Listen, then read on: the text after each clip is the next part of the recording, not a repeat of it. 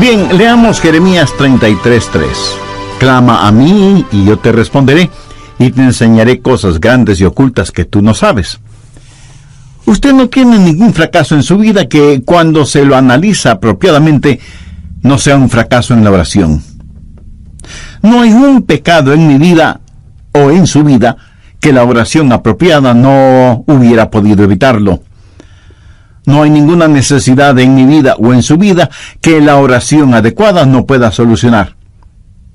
Si algo es la oración, entonces es casi todo. Y sin embargo, muchos de nosotros tenemos dificultades al orar. Y les hablo como un hombre que nunca en la vida he estado satisfecho con mis oraciones. Y yo creo que usted tampoco está satisfecho con las suyas. Para muchos de nosotros es un ejercicio que lo hacemos más como obligación. Para otros puede ser una alternativa para la acción o una excusa para la ociosidad. Pero para una gran mayoría es una fuente de poder no aprovechada. Ahora, su vida espiritual o la mía no se levantará por encima de nuestras vidas de oración. Por eso debemos aprender cómo orar. En este pasaje de las Escrituras, Jeremías está en problemas. Y está en problemas por predicar la verdad. Sedequías, el rey, lo ha puesto en prisión. Y ahí en la prisión, Dios misericordiosamente le habla y le invita a orar. Y este es el trasfondo de Jeremías 33:3, donde Dios dice: clama a mí, y yo te responderé. Quiero que note conmigo la orden o mandamiento que Dios dio. No dijo el pedido o la invitación, sino el mandamiento que Dios dio. Le ordenó a Jeremías que orara. Le dijo: clama a mí. Jesús dijo que los hombres deben orar siempre. Y el apóstol Pablo dijo que debemos orar sin cesar. Este es un mandamiento de Dios Todopoderoso, y es quien Dios toma la iniciativa. Dios le dijo a Jeremías: llámame. ¿Alguna vez ha tenido la tarjeta personal de alguien importante con su número telefónico privado y quien se la dio le dijo: llámame? Una vez un presidente de los Estados Unidos hizo eso conmigo. Bueno, me dijo: si puede hacer esto, déjeme saberlo. Esta es mi tarjeta. Llámeme. Y anotó su número telefónico en esa tarjeta. Ese momento no quise que nadie tocara esa tarjeta. Ahora ya no sé ni dónde está. Pero el punto es que si alguien importante le da su tarjeta con el número telefónico personal, eso es un gran privilegio. Y aquí está el Dios Todopoderoso, llegando hasta donde está Jeremías y diciéndole: llámame. Retrocedamos al capítulo 32, verso 17, para ver la clase de persona que hizo esa invitación. Jeremías dice: oh Señor Jehová, he aquí que tú hiciste el cielo y la tierra con tu poder y con tu brazo extendido. No hay nada que sea difícil para ti. Que haces misericordia a millares y castigas la maldad de los padres en sus hijos después de ellos. Dios grande, poderoso, Jehová de los ejércitos es su nombre. Mi amigo, ese Dios es quien dijo: llámame. Él es quien dio su número privado. Jeremías 33:3, y dijo: aquí está mi número privado, quiero que me llames. Es mi invitación para ti. La mayoría de nosotros no podemos sencillamente tomar el teléfono y llamar a los jefesotes en el gobierno, o en los negocios, o en el mundo del entretenimiento. Pero escúcheme, no hay ni uno solo de ustedes que me están oyendo que no puedan hacer contacto con el cielo. Frente a determinadas situaciones, nunca diga que no hay nada que usted pueda hacer, porque sí puede orar. Y la oración no es algo que solo usted puede hacer, es algo que todos podemos hacer. Y porque Dios nos ha pedido que oremos, y porque Dios nos ha invitado a que oremos, y porque Dios nos ha ordenado que oremos, el dejar de orar es un pecado, pero también es una invitación. Y el dejar de orar es un insulto. Y también es un privilegio, y el dejar de orar es una necedad, y también es una oportunidad, y el dejar de orar es una tragedia. Y cuando no oramos, pecamos contra Dios, le insultamos a Dios, nos negamos nosotros mismos ese privilegio y entramos en una tragedia colosal y, sin embargo, fracasamos en orar. Deseo compartir con usted 10 pequeñas lecciones que he aprendido acerca de la oración. No voy a profundizar en ninguna de ellas porque las comparto con usted como quien está también aprendiendo, no como una persona erudita o graduada en la escuela de la oración. Primero, haga un hábito de la oración. Los hábitos se forman al comenzar una y otra vez aquello en lo que fracasa día a día hasta que la oración se vuelve un hábito. Segundo, elige un tiempo y un lugar para orar. Ahora, no deje de orar a cualquier hora y en cualquier lugar, pero designe una hora específica y un lugar determinado para orar. Tercero, haga de ese tiempo y lugar lo más óptimo para usted. No lea la biografía de alguien quien oraba a una hora determinada por la mañana o por la noche para tratar de imitarlo. Encuentre el tiempo cuando su mente esté alerta, cuando su atención es fuerte.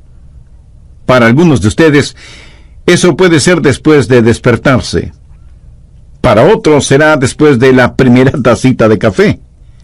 Para otros será después de que los hijos se han ido a la escuela. Pero lo importante es que usted encuentre el mejor tiempo, porque no hay nada mágico acerca de determinada hora. Cuarto, cuando vaya a orar, equípese.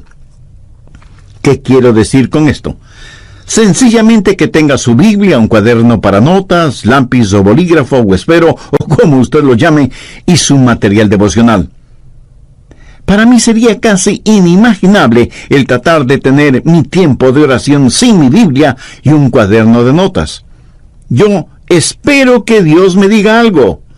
Y si Dios me dice algo, quiero estar listo para anotarlo. Y aunque ya lo he dicho antes, lo voy a repetir ahora. La más débil de las tintas es mejor que la mejor memoria. Quinto, comience su oración leyendo la palabra de Dios. No ore primero para después leer la Biblia.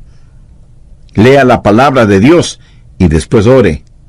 Lo que Dios tenga que decirle a usted es más importante que lo que usted tenga que decirle a Dios, y su oración será mejor nutrida, avivada, entusiasmada, instruida y guiada cuando usted se hunde en la palabra de Dios. Sexto, aprenda a orar durante todo el día. En 1 Tesalonicenses 5:17 leemos: orad sin cesar. Una de las cosas que me ha bendecido al leer la vida de Dwight L. Moody, quien fuera el Billy Graham de su tiempo, es lo siguiente. Dicho por su biógrafo: nunca hizo oraciones largas, pero nunca pasó demasiado tiempo sin orar. ¿No es eso extraordinario? Nunca pasó demasiado tiempo sin orar. La oración fue para Moody un estilo de vida, y cuando algún asunto surgía, él oraba por eso. Yo tengo el hábito de orar por otros pastores cuando leo los boletines de sus iglesias. Oro por las iglesias cuando paso frente a ellas. Oro por las personas a quienes escribo cartas. Y aún mi correspondencia oficial es, para mí, motivo de oración. Leo el periódico buscando oportunidades para orar, no solo por las personas que han sufrido alguna tragedia, sino por aquellos que ocasionaron la tragedia. Y a medida que lee su Biblia, pregunte: Señor, ¿qué significa eso? Explícamelo. Hable con Dios. El otro día yo estuve en mi automóvil y le decía al Señor que le amaba, y comentaba con él una hermosa puesta de sol. Estoy seguro que a Él le agrada el que sus hijos aprecien las cosas hermosas que Él ha creado y que se lo digan. Séptimo, mantenga un registro de sus pedidos de oración y de las oraciones contestadas. Yo no hago esto tan bien como otras personas lo hacen. Tengo un cuaderno y escribo necesidades de oración y pedidos por los que he orado. El otro día estuve revisando uno de esos cuadernos de hace 10 o 15 años atrás, Y fue una bendición increíble el ver cuántas oraciones Dios ha contestado, por algunas de las cuales ni siquiera le había agradecido. Amigo, aumentará su fe si mantiene un registro de sus oraciones, lo que solicita, lo que recibe y cuando lo recibe. Octavo, cuando ora, póngase la armadura de Dios. No faltará quien me pregunte, pastor, pero si voy a orar, ¿para qué necesito ninguna armadura? Porque, mi amigo, la oración es una verdadera batalla. Aunque usted no lo crea, toda la artillería del infierno estará en su contra cuando ora. Quiero decir, justo cuando usted va a comenzar a orar, el perro comienza a ladrar, el bebé llora fuertemente, el teléfono suena, alguien llama a la puerta, los niños empiezan a pelear, algo se quema en la cocina y mil y una cosas más, y usted siente que tiene sueño y su mente comienza a divagar, etcétera, etcétera. ¿Necesita o no ponerse la armadura de Dios cuando va a orar? Definitivamente que sí. Noveno, si usted está solo o sola, ore en voz alta. Hay algo muy especial en orar en voz alta, vocalizando su oración. Por lo menos le ayuda a su mente a no divagar. Si está en un sitio en donde no moleste la privacidad de nadie, ore en voz alta. Ahora, no creo que es una buena idea el orar en voz alta cuando está en medio de una multitud. Alguien pudiera pensar que usted ha perdido un tornillo en la cabeza y pudiera terminar en el manicomio. Ahora, si su mente es como la mía, querrá hacer cualquier otra cosa cuando usted comienza a orar. ¿No ha notado cuán difícil es permanecer enfocado cuando empieza a orar? Y es justo cuando comienza a orar que su mente empieza a pensar, bueno, necesito hacer esto y aquello y lo demás allá. Bueno, tengo un secreto que lo leí en alguna parte, lo puse en práctica y da maravillosos resultados, ya se lo diré. Décimo, si la cosa que distrae su atención de la oración es tan importante y está en su mente, ore por eso. ¿Sabe de lo que estoy hablando? Si, por ejemplo, estoy orando por los enfermos y el Señor me dice, Adrián, tienes que preparar un mensaje, dejo de orar por los enfermos y ese mismo instante oro por el mensaje. Hecho eso, puedo concentrarme en aquello que está en mi mente y que es el punto central de mi oración. Evidentemente, eso es lo que está en mi subconsciente y por lo cual quiero orar. En Mateo 21:22, el Señor Jesucristo dijo, y todo lo que pidiereis en oración, creyendo, lo recibiréis. Pero quiero que vea una segunda cosa. He hablado del mandamiento de orar.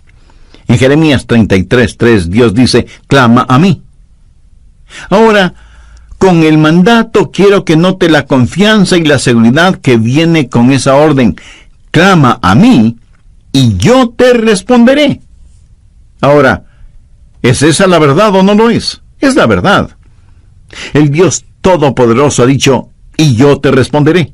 Eso da confianza, seguridad. Y sea que usted lo entienda o no, es la verdad. Dios responde cuando clamamos a Él. Dios contesta nuestras oraciones. Es promesa de Dios que cuando le pedimos en oración, creyendo, Él nos contesta. Suponga que usted envía una carta al presidente de su país, quejándose de alguna cosa. Ahora suponga que el presidente, en verdad, lee su carta. Sí, claro. Menos mal que solo estamos suponiendo. Unos días después de que usted envió su carta, llaman a la puerta de su casa y cuando usted abre la puerta, se encuentra frente a frente con el presidente. Usted se queda sin habla debido a la sorpresa y más aún cuando su presidente le dice, recibí tu carta y vengo a darte una respuesta personalmente. Y como esto más bien suena a ciencia ficción, recuerde que solo estamos suponiendo. Ahora deje de suponer. Dios mismo ha dicho, yo soy el que personalmente voy a contestarte. Y cuando Dios nos contesta, Él lo puede hacer de 4 maneras. Primero, su respuesta puede ser específicamente entregada, Usted como yo hemos pedido a Dios cosas específicas y las hemos pedido y las hemos recibido tan instantáneamente, tan milagrosamente, tan realmente, que nadie puede convencernos de que eso no fue una casualidad o una coincidencia. Creo que todos oramos en forma general, pero aquellos que hemos caminado este sendero por largo tiempo, hemos orado y hemos recibido respuesta específica e inmediata. Segundo, a veces la respuesta puede ser estratégicamente demorada. O sea, Dios no siempre contesta en forma inmediata. Eso no significa que no vaya a contestar. Dice la palabra de Dios en Isaías 30:18, por tanto Jehová esperará para tener piedad de vosotros. Y con Dios, el momento apropiado es más importante que el tiempo. Por lo tanto, su respuesta puede ser estratégicamente demorada. Tercero, su respuesta puede ser significativamente diferente. Usted puede pedir a Dios algo y Él le dará algo mucho mejor. El apóstol Pablo en 2 de Corintios capítulo 12 dice que tenía un aguijón en la carne y le había pedido a Dios que lo removiera, que le quitara ese aguijón, pero Dios no lo hizo. Sin embargo, Dios contestó la oración de Pablo no dándole lo que el apóstol le pedía, sino otorgándole algo mucho mejor de lo que había pedido. ¿Qué pudo ser mejor que quitarle el aguijón en la carne? Una sobreabundante gracia. Pablo, escribiendo a los hermanos en Corinto, les dijo: pues que hemos de pedir como conviene, no lo sabemos, pero el Espíritu mismo intercede por nosotros con gemidos indecibles. Cuarto, la respuesta puede ser soberanamente negada. Usted puede pedir algo a Dios y Él le dirá: no voy a contestar tus oraciones, no porque tu corazón esté equivocado, sino porque estás pidiendo por algo equivocado. Y Dios le ama demasiado como para darle algo que puede hacerle daño. Dios le ama de tal manera que este mismo momento está abriendo la oportunidad para que usted, si aún no es un creyente, haga una decisión por Jesucristo ahora mismo. Usted, amigo, pudiera ser un importante ejecutivo. Usted, amiga, pudiera ser una hábil empresaria. No importa quién sea usted o dónde esté. Si no tiene la seguridad de su salvación eterna, no necesita ser un científico para saber que su condenación será eterna, independientemente de lo que usted crea al respecto. En el programa anterior compartí con usted 10 pequeñas lecciones que he aprendido acerca de la oración. Primero, hay que hacer un hábito de la oración. Segundo, hay que elegir un tiempo y un lugar para orar. Tercero, hay que saber optimizar ese tiempo. Cuarto, hay que equiparse para ir a orar. Quinto, hay que leer la palabra de Dios antes de orar. Sexto, hay que saber orar durante todo el día. Séptimo, es bueno mantener un registro de oraciones pedidas y contestadas. Octavo, para orar hay que ponerse la armadura de Dios. Noveno, si usted está solo o sola, ore en voz alta. Y décimo, si lo que le distrae de la oración es importante, ore por eso. También vimos que cuando Dios contesta, lo puede hacer de 4 maneras. Primero, su respuesta puede ser específica e inmediata. Muchos de ustedes, así como yo mismo, a veces hemos recibido respuestas inmediatas a nuestras oraciones. Segundo, su respuesta puede ser estratégicamente demorada. Dios no siempre contesta en forma inmediata. Su respuesta puede demorar, pero siempre será en nuestro beneficio. Para Dios, el momento apropiado es más importante que el tiempo. Tercero, su respuesta puede ser significativamente diferente. Dios le puede dar algo totalmente diferente de lo que usted pidió, pero siempre será algo mucho mejor de lo que fue su pedido. Cuarto, su respuesta puede ser una negativa soberana. Cuando Dios no contesta su petición, no es porque necesariamente haya pecado en su vida, sino porque su petición está equivocada. Y Dios jamás le dará algo que pueda dañarle, no importa con cuánta intensidad se lo pida. Por ejemplo, Una jovencita cristiana puede enamorarse apasionadamente de un joven no creyente, carnal, mundano, pero ella, cegada por lo que cree es amor, le pide a Dios que le dé a ese joven por esposo. No le pide a Dios que el joven se convierta. Dios, para protegerla, le niega su pedido. Ella, de todas maneras, se une a ese joven, y esa es una receta segura para un fracaso matrimonial y espiritual. Yo creo que todos nosotros agradecemos a Dios por las oraciones contestadas, aunque debo admitir que muchas personas ni siquiera le agradecen a Dios por haberles contestado positivamente. Permítame decirle lo que yo he hecho. Le he agradecido a Dios por las oraciones no contestadas. ¿Usted alguna vez lo ha hecho? Ruth Graham, la esposa de Billy Graham, alguna vez dijo: le agradezco a Dios por las oraciones no contestadas.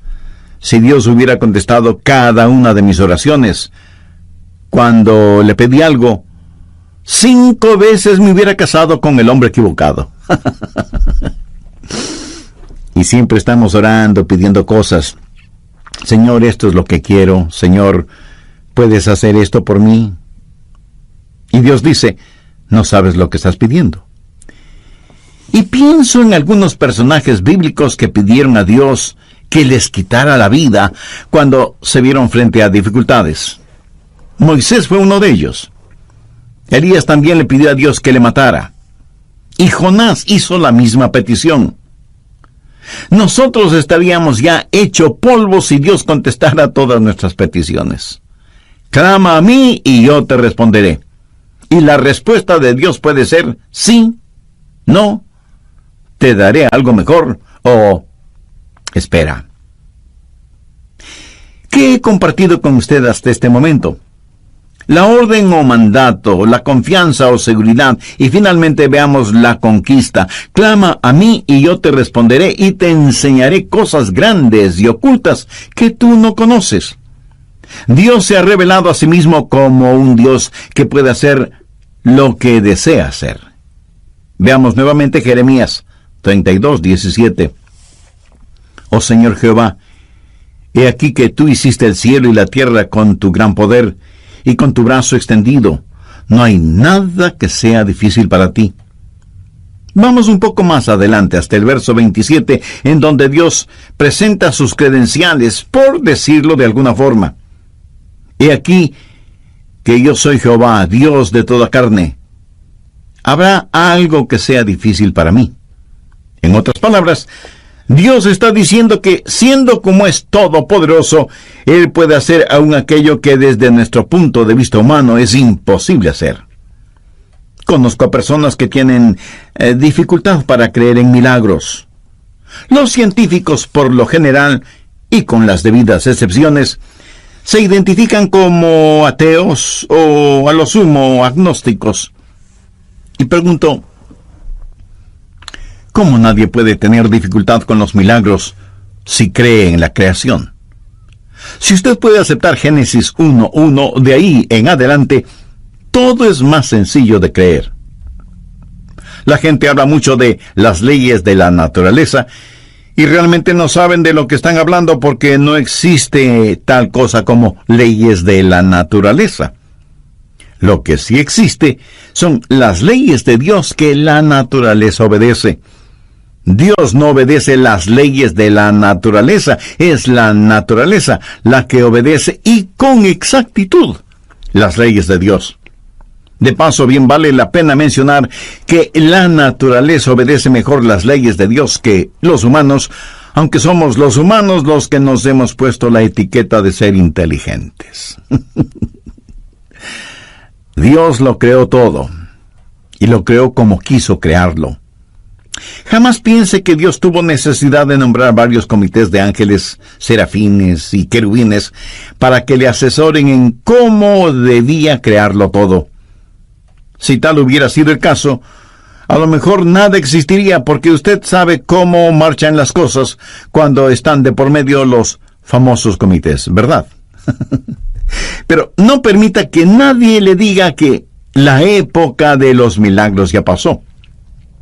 En Génesis 18:14 encontramos una muy interesante pregunta.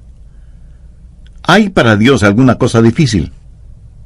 Mi amigo, el problema no es con Dios y su habilidad. Anote al margen Mateo 17, los versos del 19 al 21. Viniendo entonces los discípulos a Jesús aparte, dijeron: ¿por qué nosotros no pudimos echarlo fuera? La referencia es que ellos habían tratado de sanar a un joven lunático o poseído por el diablo, pero no habían podido hacerlo. Cuando Jesús intervino, sanó de inmediato al joven. Eso motivó que ellos preguntaran a Jesús: ¿por qué nosotros no pudimos echarlo fuera? Jesús les dijo: por vuestra poca fe. Porque de cierto os digo que si tuviereis fe como un grano de mostaza, diréis a este monte: pásate de aquí y allá, y se pasará, y nada os será imposible. Subraye esa última frase: nada os será imposible. Pero este género se refiere a la posesión demoníaca. No sale sino con oración y ayuno. En otras palabras, Jesús les dijo: la razón por la que mi Padre no les contestó no es porque no tenga la habilidad para hacerlo, sino debido a la incredulidad de ustedes. Porque si tuvieran fe aún del tamaño de un pequeño grano de mostaza, podrían decir a un monte: quítate del camino, y se quitaría. Mi amigo, la más pequeña cantidad de fe es mucho más grande que la más grande dificultad. Dios le dijo a Jeremías: clama a mí, y yo te responderé, y te enseñaré cosas grandes y ocultas que tú no conoces. Yo creo que la idea aquí es algo que usted...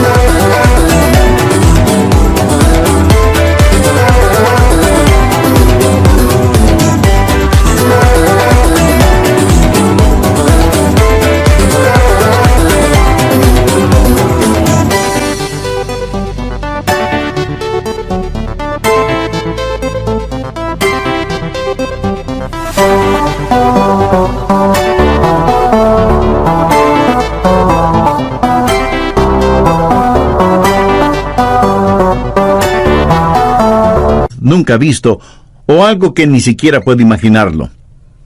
Y este verso me trae a la memoria Efesios 3, versos 20 y 21, en donde Pablo, pensando en la grandeza del Señor, dice: y aquel que es poderoso para hacer todas las cosas mucho más abundantemente de lo que le pedimos o entendemos, según el poder que actúa en nosotros, a Él sea gloria en la Iglesia en Cristo Jesús por todas las edades, por los siglos de los siglos. Amén. No hay ninguna oración demasiado difícil como para que Dios no conteste. No hay ningún problema demasiado grande que Dios no pueda resolverlo. No hay persona demasiado perdida como para que Dios no pueda salvarla. No hay promesa demasiado complicada como para que Dios no la cumpla. Clama a mí, y yo te responderé, y te enseñaré cosas grandes y ocultas que tú no conoces. Y si usted me pregunta: si pido a Dios algo que esté fuera de su voluntad, ¿me escuchará? Amigo, debe estar bromeando. Por supuesto que le escuchará, pero no le contestará. Mire lo que dice 1 Juan 5:14. Y esta es la confianza que tenemos en Él, que si pedimos alguna cosa conforme a su voluntad, Él nos oye.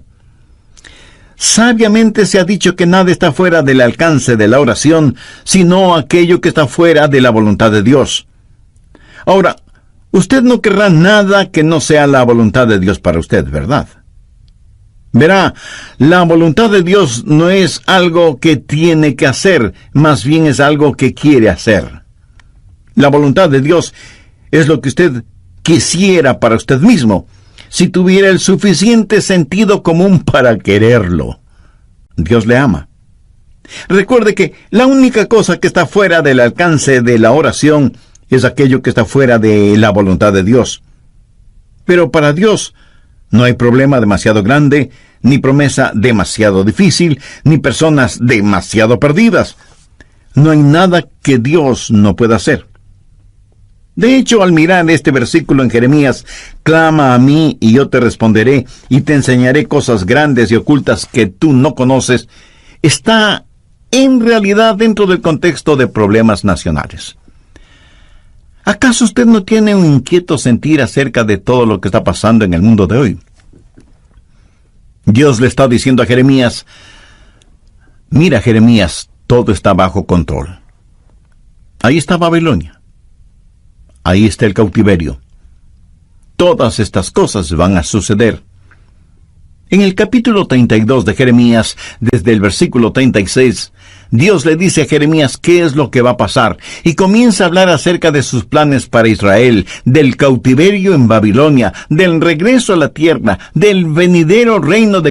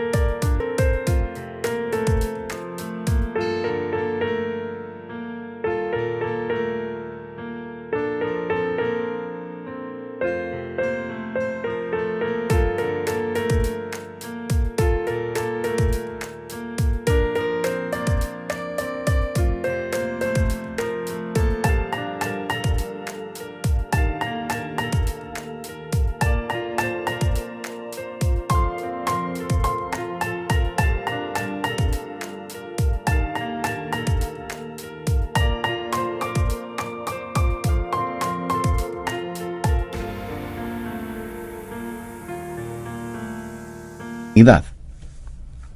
Varios países del mundo tienen ya cohetes con cabezas nucleares, teledirigidos, y que dan en el blanco con precisión absoluta. Hay cohetes que pueden ser disparados desde la superficie de la Tierra, desde las profundidades del mar o desde las alturas espaciales. Pueden viajar sin que nadie los detecte, y tan velozmente como el pensamiento. Y pueden tener una detonación demorada. Y si al decir lo que voy a decir usted piensa que estoy cambiando de tema, no es así. Solo escúcheme atentamente. ¿Sabía que en Juan 17 Jesús oró por usted y por mí? Veamos el verso 20.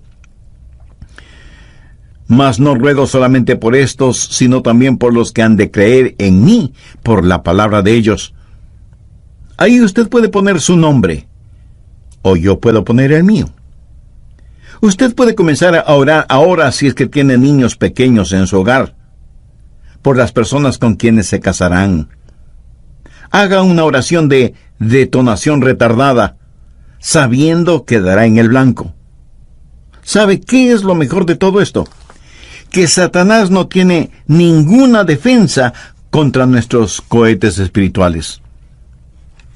Tampoco existe un cohete contra la oración. Dios dice, clama a mí en tiempo de problemas, en tiempo de calamidades, y yo te escucharé. Amigo, yo no estoy haciendo esa promesa. Es la promesa de Dios en Jeremías 33:3. Clama a mí y yo te responderé y te enseñaré cosas grandes y ocultas que tú no conoces. Cosas que son mucho más abundantemente de lo que pedimos, ¿me entendemos? Mi anhelo es que en su corazón usted pueda decir, Señor, enséñame a orar. No, enséñame cómo orar, sino sencillamente, enséñame a orar. Necesitamos orar. Le agradecería que usted ore por mí, para que mi oración pueda ser más estratégica, No quiero ser un hipócrita acerca de la oración y pedirle que haga algo que yo no lo haga. Profundicemos en nuestra vida de oración y agudicemos nuestro enfoque. Vivimos en días tenebrosos y los hijos de Dios necesitamos orar. La forma de orar es tener la capacidad de decir: Padre, nuestro Padre. Pero Dios no puede ser su Padre a menos que usted haya nacido en la familia de Dios. Y para eso, la Biblia dice que hay que nacer de nuevo. Cuando usted recibe a Jesucristo como su Salvador y Señor, ese momento Él se vuelve su Salvador, su mediador entre el hombre y Dios el Padre. Cuando lo recibe, usted nace en la familia de Dios y puede orar en el nombre de Jesús. El mismo Señor Jesucristo dijo: si algo pidiereis en mi nombre, lo haré. Pero usted no puede pedir.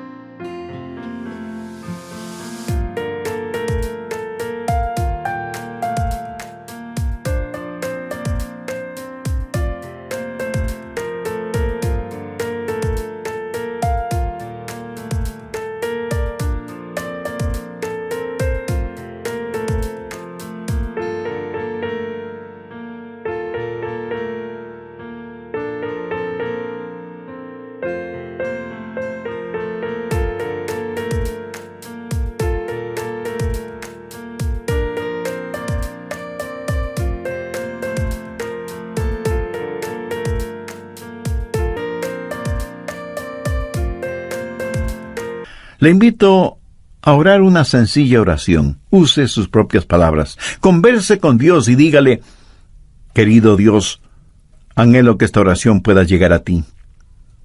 En realidad no estoy acostumbrado a orar. Y no sé si lo que te estoy diciendo es orar o no. En todo caso, vengo a ti porque me reconozco pecador. Estoy perdido espiritualmente y necesito perdón y salvación. Sé que mis pecados merecen tu castigo, pero vengo en busca de tu gracia y misericordia. Señor Jesús, gracias por pagar con tu propia vida la culpa de mis pecados. Gracias por perdonarme, por salvarme, por limpiarme, por darme vida nueva y abundante. Ven a mi corazón. Te recibo como mi Salvador, mi Señor, mi Dios, mi guía, mi amigo. Ayúdame a vivir para ti y por ti. Toma el control total de mi vida y ayúdame a nunca avergonzarme de ti. Tú prometiste que lo que pidamos en tu nombre lo harás. Todo esto